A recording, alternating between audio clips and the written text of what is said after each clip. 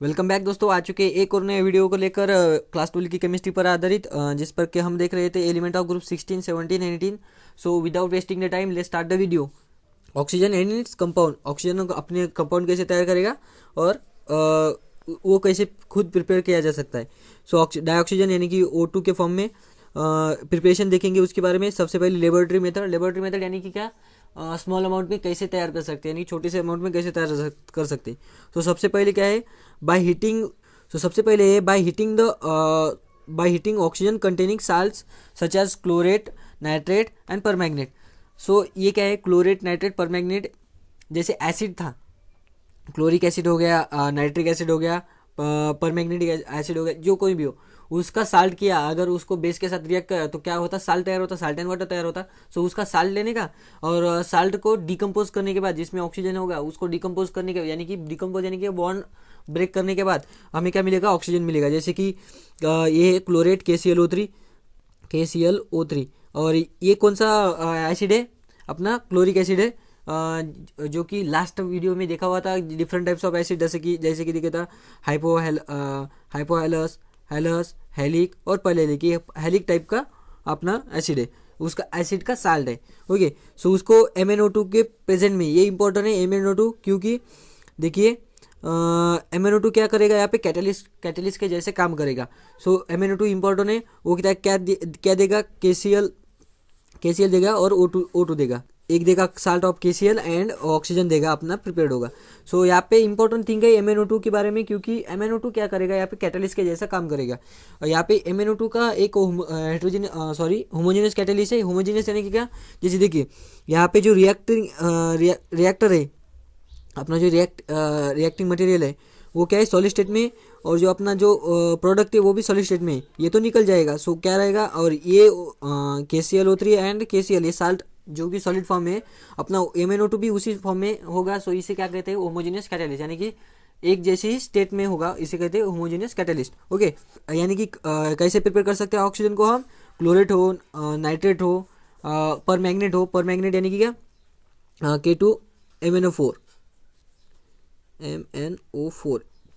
K2MnO4, ये क्या करता है, पर मैग्नेट रहता है, और मैग्नेट रहता है KMnO4। सो ऑक्सीजन को कैसे प्रिपेयर किया जा सकता है, और उसके जो कंपाउंड है ऑक्सीजन जिसमें प्रेजेंट है, उसके जो साल्ट है, जैसे कि क्लोरेट हो गए, यानी कि ClO3 माइनस, यहाँ पे माइनस, ये क्लोरेट का एक आयनिक फॉर्म है। जैसे कि माइनस को अगर इसे अगर K पॉजिटिव के साथ, यानी कि पोटेशियम के साथ अगर जोड़ दिए तो क्या होता है, KClO3, यानी कि कौन सा भी साल्ट है। और नाइट्रेट हो गया KNO3 लाइक, और जैसे कि पर मैग्नेट हो गया K2MnO4 एंड KMnO4 को भी ले सकते, यानी कि मैग्नेट एंड पर मैग्नेट को भी ले सकते। ओके, सो नेक्स्ट है अपना thermal decomposition of oxides of metal का जो ऑक्साइड्स है उसको थर्मल डिकम्पोजिशन कर देने का। यानी कि पहले जो हमने ऑक्साइड प्रिपेयर करते समय जैसे मेटल को ऑक्सीजन के साथ रिएक्ट किया था, उसको अगर हमने जोड़ दिया, यानी कि जो अनस्टेबल वाली जो भी ऑक्साइड होगी उसको अगर हमने डिकम्पोज कर दिया, तो हमको क्या मिल सकता है, अपना ऑक्सीजन फ्री फॉर्म में मिल सकता है। देखिए Ag हो गया, Ag यानी कि क्या, सिल्वर, Au हो गया यानी कि गोल्ड हो गया, Pb यानी कि जो अपना लीड हो गया। इनके जो ऑक्साइड है वो क्या रहते हैं, थोड़े से अनस्टेबल रहते हैं। सो इसको अगर इजीली डिकम्पोज किया जा सकता है, अपना जो मेटल है उनके फॉर्म में और अपना ऑक्सीजन के फॉर्म में। सो इसको जो डिकम्पोजिशन यानी कि डिकम्पोज कर देने के, और यानी कि ब्रेक कर देने के उनके बॉन्ड, और अपना जो ऑक्सीजन है उसको क्या कर देने का, फ्री कर देने का। सो क्लियर हो गया। So thermal decomposition of oxides of metal के ऑक्साइड कौन कौन से हो गए, एक हो गया Ag2O, और दूसरा हो गया HgO, तीसरा हो गया अपना Pb2O2। सो 3 इंपॉर्टेंट है, आपको ये भी ध्यान में देख रही है तो भी चलेगा। सो ओके, नेक्स्ट है by decomposition of the hydrogen peroxide, यानी कि H2O2 का डिकम्पोजिशन करने का in the presence of finally divided metals and Magnus oxide, यानी कि MnO2 के प्रेजेंट में, MnO2 यानी कि मैग्नीज डाइऑक्साइड के प्रेजेंट में आपको ये डिकम्पोज करके लेना, आपका जो H2O2 पर यानी कि हाइड्रोजन परऑक्साइड का डिकम्पोजिशन करना होगा। सो ये इंपॉर्टेंट, इसमें से एक जो मोस्टली इंपॉर्टेंट होते हैं, ये होता है लेबोरेटरी प्रिपरेशन में। एक यानी कि जो अपने क्लोरेट हो गए, नाइट्रेट हो गए, या फिर परमैग्नेट हो गए, इनका डिकम्पोजिशन करके। और नेक्स्ट है H2O2 का प्रिपरेशन में, क्योंकि इसमें जो MnO2 है, MnO2 ये कैटलिस्ट इंपॉर्टेंट होता है आपका, MnO2 कैटलिस्ट ये बहुत इंपॉर्टेंट होता है, इसलिए ये रिएक्शन बहुत ही इंपॉर्टेंट है। सो दो रिएक्शन इंपॉर्टेंट है, और तीसरा तो आपको लिए ईजी होगा क्योंकि सिर्फ ऑक्साइड का क्या करना है, आपको डिकम्पोजिशन करना है। ओके, सो नेक्स्ट पेज है अपना, इस पर दिया हुआ है कि इलेक्ट्रोलाइसिस यानी कि क्या, इलेक्ट्रिक जैसे हमने डिकम्पोजिशन के लिए हीट का यूज़ किया था, वैसे ही अब हम क्या करेंगे, इलेक्ट्रोलाइसिस करेंगे, यानी कि इलेक्ट्रिक एनर्जी का यूज़ करेंगे जो बॉन्ड है उसको ब्रेक करने के लिए। ओके, सो क्या दिया हुआ है कि डाइऑक्सीजन है या O2 can be prepared by on large scale by the electrolysis of water when the hydrogen is liberated at cathode and oxygen is liberated anode.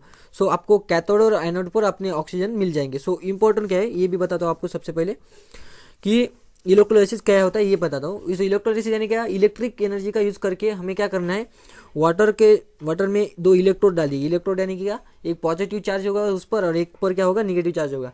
Okay, सो जिस पर पॉजिटिव चार्ज होगा और एक पर निगेटिव चार्ज होगा उसको क्या करेंगे, देखिए अपना H2O क्या है, एक आयनिक नेचर का है थोड़ा बहुत। सो उसमें क्या वो क्या कर सकता है, अपना ब्रेक हो सकता है, यानी कि H पॉजिटिव में ब्रेक होगा और एक होगा O2 माइनस में, यानी कि ऑक्सीजन O2 माइनस में अपना ब्रेक होगा। सो अब क्या करेंगे, इस पर तो चार्ज है, ये चार्ज क्या करेंगे, माइग्रेट करेंगे अपोजिट इलेक्ट्रोड के तरफ, यानी कि जो हमने इलेक्ट्रोड डाली हुई है उस इलेक्ट्रोड के तरफ ये क्या करेंगे, अपने अपोजिट इलेक्ट्रोड की तरफ क्या होंगे, अट्रैक्ट होंगे। यानी कि पॉजिटिव है, सो पॉजिटिव की तरफ O2 माइनस अपना अट्रैक्ट करेगा, और जो अपना H2 है वो दूसरी तरफ अट्रैक्ट करेगा। अब क्या होगा, O2 अपने दो इलेक्ट्रॉन क्या करेगा, लॉस कर देगा और O2 में कन्वर्ट हो जाएगा। O2 जो डाई माइनस होगा उसको क्या करेगा, अपने दो इलेक्ट्रॉन लॉस करके O2 में ये होगा +2 इलेक्ट्रॉन, और ये दो इलेक्ट्रॉन क्या करेंगे, अपना हाइड्रोजन H पॉजिटिव लेगा, H पॉजिटिव प्लस 2 इलेक्ट्रॉन या फिर 1 इलेक्ट्रॉन जो होगा, सो क्या करेगा, अपना H एक यानी कि हाइड्रोजन एटम करेगा, और ऐसे दो हाइड्रोजन एटम मिलके H2 फॉर्म करेंगे जो कि रिलीज हो जाएंगे। ओके, सो इलेक्ट्रोलाइसिस का एक इजी यूज है, जिस इलेक्ट्रोलाइसिस का यूज करके हम क्या करेंगे, वाटर में से हम ऑक्सीजन और हाइड्रोजन को क्या करेंगे, रिलीज कर पाएंगे। सो इसमें इंपॉर्टेंट है कि लैबोरेटरी एट कैथोड और hydrogen is laboratory eight cathode and oxygen is laboratory at anode. So anode और कैथोड को कैसे डिस्क्राइब कर सकते हैं, यानी कि ध्यान में कैसे रखेंगे, देखिए कैथोड कैटायन क्या रहता, कैटायन रहता जिस तरफ कैटायन मूव करेगा, यानी कि जिस तरफ कैटायन मूव करेगा उसे क्या कहेंगे हम, कैथोड। उस पॉइंट को, यानी कि देखिए कैटायन क्या है, अपना पॉजिटिव चार्ज वाला। सो पॉजिटिव चार्ज वाला जिस तरफ मूव करेगा उस इलेक्ट्रोड को क्या कहेंगे, कैथोड। यानी कि निगेटिव इलेक्ट्रोड को क्या कहेंगे, कैथोड कहेंगे। ओके, यानी कि हाइड्रोजन किस तरफ रिलीज होगा, अपना जिस तरफ कैटायन यानी कि कैथोड, यानी कि माइनस जिस पर चार्ज है, यानी कि निगेटिव चार्ज बैटरीज का जिस इलेक्ट्रोड को बैटरी का निगेटिव चार्ज होगा, यानी कि माइनस चार्ज अपना कनेक्ट होगा, उस तरफ क्या होंगे, अपने जो हाइड्रोजन होंगे यानी कि कैथोड, यानी कि अपना जो हाइड्रोजन है वो क्या करेगा, मूव करेगा कैथोड की तरफ, यानी कि माइनस चार्ज की तरफ। और जो एनोड है, एनोड यानी कि क्या, एनायन जिस तरफ मूव करेगा उसे क्या कहेंगे एनोड, यानी कि एनायन जिस तरफ मूव करेगा उसे क्या कहेंगे, एनोड। सो एनायन है यानी कि माइनस चार्ज है, वो किस तरफ मूव करेगा, पॉजिटिव चार्ज की तरफ। सो पॉजिटिव चार्ज वाली इलेक्ट्रोड को क्या कहेंगे, एनोड कहेंगे। क्लियर हो गया। सो इंपॉर्टेंट थिंग है यही है इलेक्ट्रोलाइसिस में, किस तरफ कौन सा हाइड्रोजन रिलीज, यानी कि हाइड्रोजन किस इलेक्ट्रोड पर रिलीज होगा और क्या ऑक्सीजन किस इलेक्ट्रोड पर रिलीज होगा। नेक्स्ट है इंडस्ट्रियल मेथड यानी कि लार्ज अमाउंट में कैसे ऑक्सीजन प्रिपेयर किया जा सकता है, जैसे कि हॉस्पिटल में यूज़ करने के लिए, या फिर डाइवर्स यानी कि जो सी में डाइव करने वाले हैं, सी डाइवर्स और पैराशूट, वैसे जो अमाउंटिंग यानी कि माउंटिंग करते हैं जिसको लिए ऑक्सीजन की ज़रूरत होती है, उस अमाउंट में प्रिपेयर यानी कि ज़्यादा अमाउंट में प्रिपेयर करने के लिए कैसे प्रिपेयर कर सकते हैं। So dioxygen is obtain from the air. So oxygen तो एयर में 21% है, by removing the carbon dioxide and water vapours. अपने जो एटमॉस्फेयर है उसमें क्या है, कार्बन डाइऑक्साइड है और वाटर वेपर्स है। वाटर वेपर्स तो इजीली निकल जाएंगे। सो कार्बन डाइऑक्साइड को कैसे निकाल सकते हैं, कार्बन डाइऑक्साइड को KOH पर, यानी कि KOH जो सोल्यूशन है वो क्या कर सकता है, अपना कार्बन डाइऑक्साइड क्या कर सकता है, सोकअप कर सकता है। ये इंपॉर्टेंट है, बस सिर्फ KOH तो इंपॉर्टेंट है, बस कार्बन डाइऑक्साइड को रिलीज कर सकते। और बाकी क्या रहेंगे, बाकी के गैसेस क्या रहेंगे, अपना N2 रहेगा, यानी कि नाइट्रोजन ज़्यादा अमाउंट में प्रेजेंट रहता है एयर में, और उसके बाद रहता है ऑक्सीजन। और इसका क्या कहेंगे, लिक्विफाई, यानी कि गैस जो है उसका लिक्विफिकेशन करेंगे। गैस का लिक्विफिकेशन यानी कि जैसे अपने घर में जो सिलेंडर रहता है गैस वाला, जिस पर कि हम अपने खाना बनाते पकाते, वैसे उसे क्या, उस पर जो नाम लिखा है वो क्या है, एलपीजी, एलपीजी है ना। सो लिक्विफाइड पेट्रोलियम गैस, यानी कि गैस को क्या, पेट्रोलियम गैस जो होगा उसको क्या कर दिया, लिक्विफाई कर दिया, यानी कि लिक्विड स्टेट में डाल दिया। सो अब जब कभी भी हम किसी गैस पर प्रेशर डालेंगे तो क्या होगा, वो कैसे होगा, देखिए ऐसे जो गैस हो गए इतने दूर दूर मॉलिक्यूल हो गए, सपोज ये हो गए बहुत दूर दूर मॉलिक्यूल है, उस पर अगर हमने प्रेशर डाल लिया ऐसे, तो क्या हो गए, ये पास पास आएंगे। ओके, सो ये पास पास आएंगे तो क्या होगा, एकदम लिक्विड, यानी कि एकदम पास पास आने के कारण उसमें बॉन्डिंग ज़्यादा बढ़ती जाएगी। और अगर और ज़्यादा प्रेशर बढ़ा दिया तो क्या है, लिक्विड स्टेट में आ जाएंगे। सो इस तरह से क्या कर सकते हैं हम, पहले पहले लिक्विड स्टेट में दो जो गैसेस रिमेन हो गए, यानी कि कार्बन डाइऑक्साइड और वाटर के बाद जो गैसेस रिमेन हो गए, उस पर क्या, उसका क्या किया हमने, उसका लिक्विफिकेशन किया। सो नेक्स्ट क्या है, उसके बाद जो भी लिक्विफाइड गैस है उसका क्या कर दिया, फ्रैक्शनल डिस्टिलेशन। सो डिस्टिलेशन क्या है ये भी बताता हूँ। सो डिस्टिलेशन में क्या करते हैं, पहले कौन सा भी हो, डिस्टिलेशन में क्या करते हैं, उसको दो मिक्सचर हो गए, ये डिस्टिलेशन किसके लिए यूज़ किया जाता है, दो मिक्सचर को सेपरेट करने के लिए, बॉइलिंग पॉइंट जिसका अलग हो। पहले क्या किया जाता है, ऐसे फ्लास्क में दो मिक्सचर लेते थे, उसको यानी कि हीट करते, जिसका बॉइलिंग पॉइंट जल्दी होगा आएगा, यानी कि जिसके वाटर वेपर जल्दी निकल जाएंगे, वाटर वेपर्स नहीं, जिसके वेपर जल्दी निकल जाएंगे वो क्या करेंगे, अपने वेपर्स निकाल देगा, और इस वेपर को क्या करेंगे, फिर कंडेंस कर देंगे जल्दी, ऐसे कंडेंसर के बीच में से जार देंगे, यानी कि कंडेंसर उसको पहले वाटर वेपर्स निकाल दिए, उसको फिर बाद उसके ठंडा कर दिया और फिर जार में उसको निकाल लिया, इसे क्या कहते हैं, डिस्टिलेशन। और फ्रैक्शनल डिस्टिलेशन क्या, जब कभी भी दो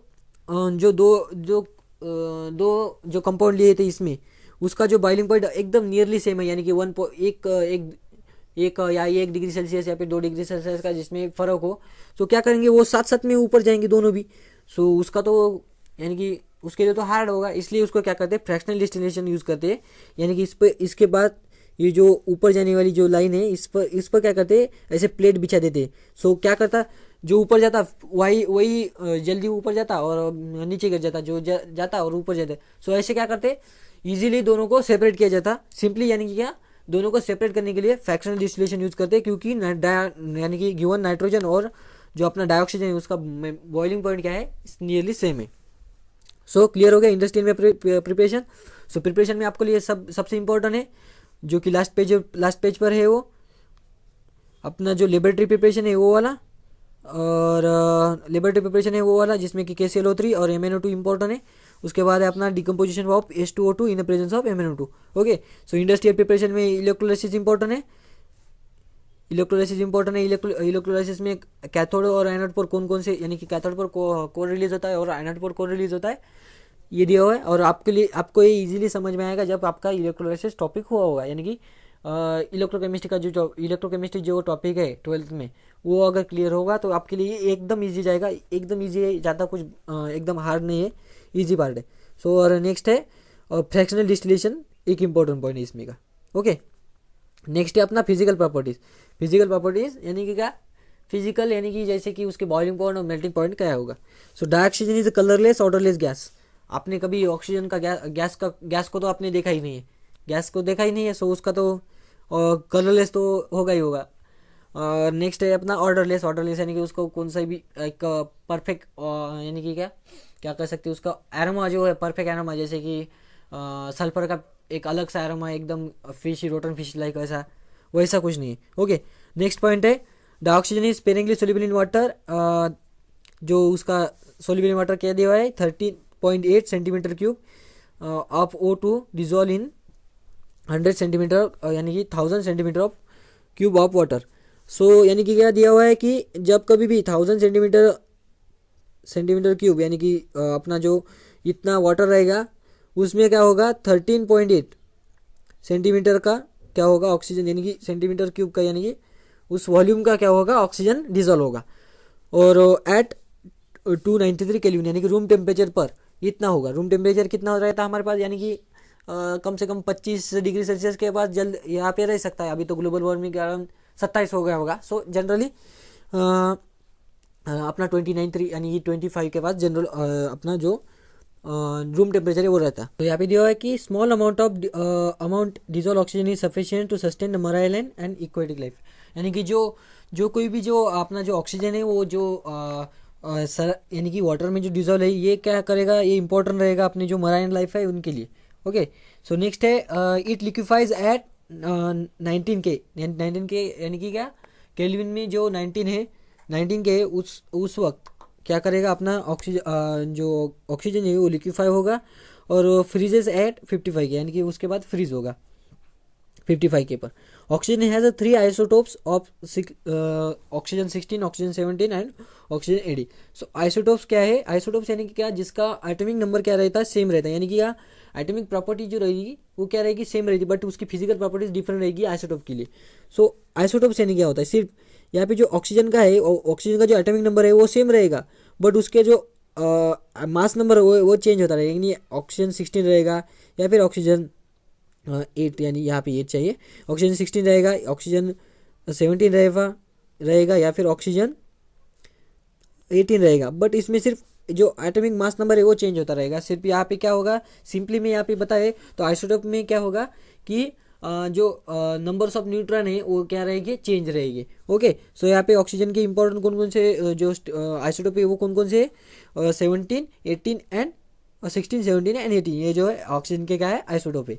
सो molecular oxygen O2 exhibit paramagnetism, जो कि हमने लास्ट वीडियो में उसमें डिस्कस किया था। पैरामैग्नेटिज्म क्यों होता है, क्योंकि पाई स्टार पी ऑर्बिटल होगी उसमें क्या होगा, 2 फ्री इलेक्ट्रॉन होगी, इसलिए उसमें क्या होगा पैरामैग्नेटिज्म एग्जिस्ट करेगा। नेक्स्ट है chemical properties of oxygen, oxygen के कैसे केमिकल प्रॉपर्टीज होगी।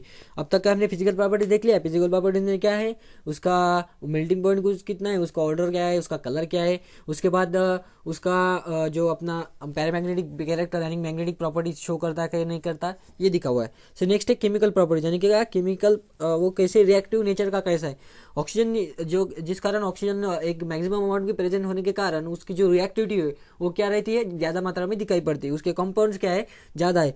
सो यहाँ पे केमिकल रिएक्टिविटी डिफरेंट टाइप्स है, जैसे कि मेटल हो गए, नॉन मेटल हो गए and some of the compounds other compound में कैसे रिएक्ट होता है, ये इंपॉर्टेंट ये दिया हुआ है। सो आपको एक मैंने बताया था कि आपको कैसे लिखना है मेटल के साथ या फिर नॉन मेटल के साथ, उसकी वैलेंसी लिख देने की। ओके, सो जैसे कि ऑक्सीजन है उसकी वैलेंसी क्या है, 2 है, और कौन सा भी मेटल है, सपोज यहाँ पे दिया हुआ है कैल्शियम दिया हुआ है, मेटल है या फिर नॉन मेटल है। सो कैल्शियम दिया हुआ है इसकी क्या है, 2 है। सो इसको क्रॉस मल्टीप्लिकेशन कर देना और क्या होना, क्रॉस मल्टीप्लिकेशन क्रॉस कर देना। सो CaO या ये क्या हो गया, इसका इंपेरिकल फार्मूला हो गया, और Ca2O2 कुछ भी हो, सो CaO है उसका इंपेरिकल फार्मूला हो, ये लिख देने का, ये लिखने की सिंपल ट्रिक है। ओके, सो मेटल के साथ कैसे रिएक्ट होता है, नॉन मेटल के साथ कैसे रिएक्ट होता है, और other compound some other compound के साथ कैसे रिएक्ट होता है, ये यहाँ पे हम पढ़ेंगे। सो मेटल के साथ कैसे रिएक्ट होता है, metal oxide directly react almost all of the metal except AuPt and to form their oxides. Au यानी कि क्या, अपना जो गोल्ड है उसके साथ, और जो प्लेटिनम है, क्योंकि ये क्या है नोबल मेटल है, नोबल गैसेस नहीं नोबल मेटल है, जिसकी रिएक्टिविटी क्या रहती, कम रहती। ये क्या रहता, कुछ ही फ्री फॉर्म में एग्जिस्ट करता इन द नेचर, यानी कि गोल्ड कभी उसका जो ओर है वो फॉर्म में नहीं रहेगा, ओर के फॉर्म में नहीं रहेगा, वो क्या रहेगा एज अ गोल्ड यानी कि Au के फॉर्म में ही रहेगा। और जो प्लेटिनम है वो भी इसी के साथ। सो कैल्शियम के साथ क्या करेगा, कैल्शियम ऑक्साइड फॉर्म करेगा, एल्यूमिनियम के साथ क्या करेगा, एल्यूमिनियम ऑक्साइड तैयार करेगा। और जब कभी भी ऑक्साइड हो गए, सो ऑक्साइड जो हो गए मेटल के वो क्या रहेंगे, बेसिक इन नेचर रहेगी। ओके, नेक्स्ट है नॉन मेटल के साथ कैसे रिएक्ट करता है, सिमिलर है एक्सेप्ट नोबल गैसेस के साथ, और जो अपना फॉस्फोरस है उसके साथ क्या करेगा, P4O10 काम करेगा।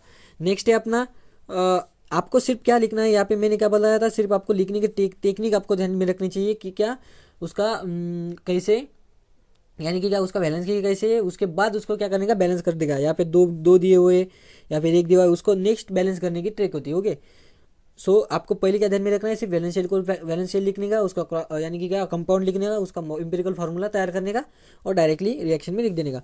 ओके, नेक्स्ट है अपना अदर एलिमेंट के साथ कैसे रिएक्ट करता है, जैसे कि जिंक हो गया, ZnS सल्फाइड यानी कि जिंक सल्फाइड हो गया, उसके साथ ऑक्सीजन कैसे रिएक्ट करता है, सो फॉर्म करेगा अपना ऑक्साइड और SO2 के साथ, और फॉर्म करेगा SO2 यानी कि एक ऑक्सीजन यहाँ पे इसके साथ रिएक्ट होगा, दूसरा ऑक्सीजन उसके साथ सल्फर के साथ रिएक्ट होगा।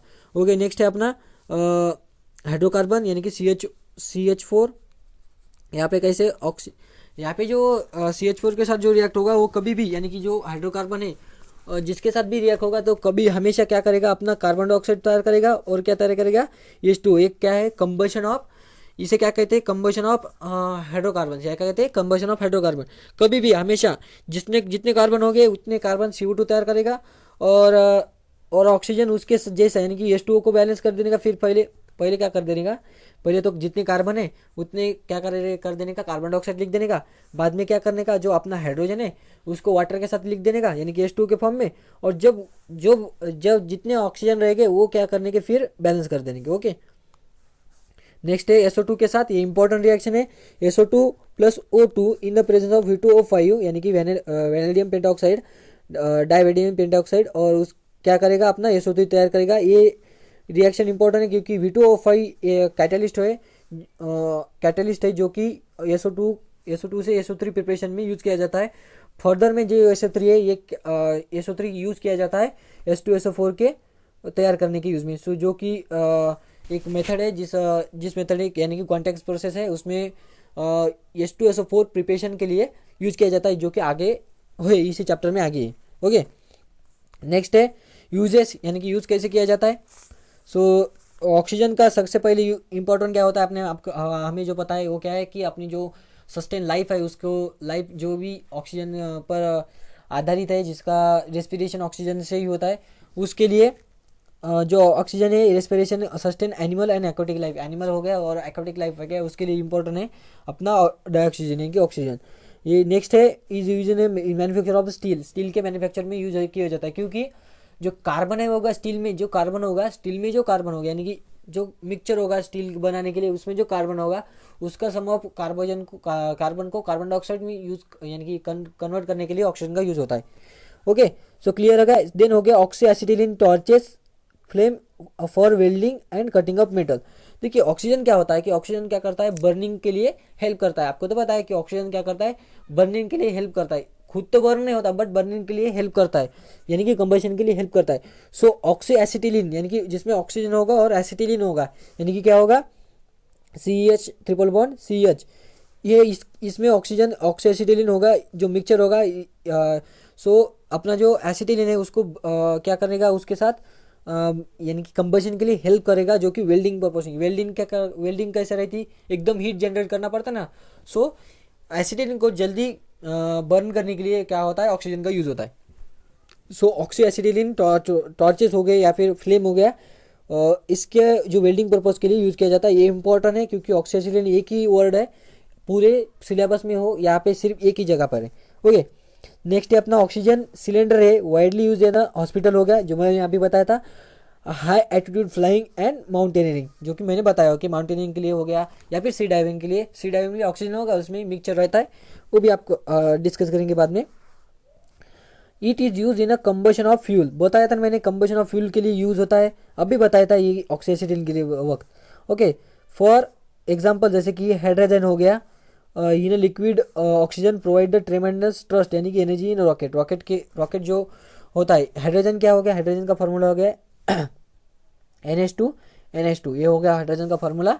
सो हाइड्रोजन के साथ जब ऑक्सीजन मिक्स होगा तभी क्या करेगा, वो एकदम कंबशन के लिए हेल्प करेगा, जो कि अपना जो एनर्जी है, रॉकेट्स प्रोपल्शन, जो अपने रॉकेट के नीचे जो आग जलती हुई दिखती है ना, एकदम ऐसी जैसे लगता है कि एकदम ऐसा जला हुआ, एकदम खतरनाक जैसा, उसके लिए जो यूज़ करने के लिए अपना ऑक्सीजन यूज़ किया जाता है। ओके, सो यूजेस में आपको लिए ये ध्यान में रखना है, सभी वैसे तो सभी ध्यान में रखने हैं, पर इंपॉर्टेंट है ऑक्सीजन टॉर्चेस है और सिलेंडर, तो ये आपको पता ही रहेगा, और रॉकेट्स प्रोपल्शन के लिए। ओके, सो इस वीडियो में यही तक एंड करते हैं। आप होप आपको समझ में आ गया होगा, आप इस पर रिवाइज करिए क्योंकि रिवीजन आपके लिए बहुत इंपॉर्टेंट है। रिवीजन जब तक आप नहीं करेंगे तब तक आपने क्या पढ़ा है वो भी ध्यान में नहीं रहेगा। ओके, सो आपको रिवीजन करना पड़ेगा इसका, और जो इसके नोट्स है आपको बताया हुआ है, नोट्स को कहाँ पे मिल जाएंगे, कि जो ज्वाइन सेक्शन है सब्सक्राइब के बटन के पास, वहाँ पे मिल जाएंगे। ओके, तब तक के लिए पढ़ाई करते रहिए, कुछ भी टेंशन मत लीजिए, stay tune with the channel. मिलते हैं नेक्स्ट वीडियो में।